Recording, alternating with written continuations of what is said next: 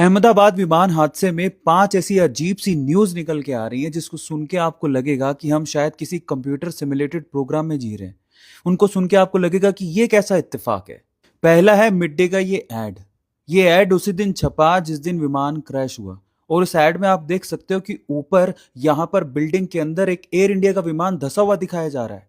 अब ये कैसे मुमकिन है? कोई एड अगर बना भी देगा तो प्लेन दिखा देगा, लेकिन प्लेन पे एयर इंडिया लिखा हुआ, ये कैसा इत्तेफाक है? दूसरा अजीब इत्तेफाक है गुजरात के एक्स सिम रूपानी जी की गाड़ियों का नंबर। अब ऐसी न्यूज चलाई जा रही है कि उनकी गाड़ियों का नंबर था 1206, यानी कि वो इन्हीं गाड़ियों के नंबर की गाड़ियां चलाते थे, ये उनकी पर्सनल गाड़ियों के नंबर थे। और उसी दिन उनका देहांत हो जाता है। अब अगर ये न्यूज सच है तो ये कैसा इत्तेफाक है कि रूपानी जी 1206 की अपनी पर्सनल गाड़ियां चलाते थे और उसी दिन यानी कि 12 जून को ही उनका देहांत हो गया।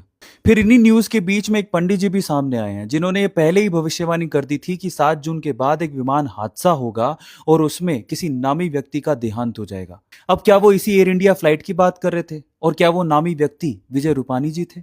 फिर एक और इत्तेफाक सुनिए, सावजी भाई नाम का व्यक्ति सिर्फ इसीलिए उस फ्लाइट में नहीं चढ़ा क्योंकि उसे ठीक नहीं लग रहा था।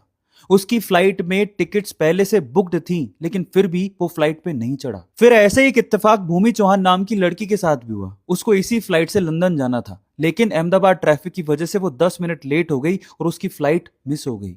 अब अगर वाकई ये खबरें सच हैं तो इन सब खबरों को सुन के आपको नहीं लगता कि हम लोग एक कंप्यूटर सिमुलेटेड प्रोग्राम में रह रहे हैं? पर जो भी हो, ये विमान हादसा बहुत ही दुखद है। अब जिन भी लोगों ने इसमें अपनी जान गंवाई है, भगवान उनकी आत्मा को शांति दे।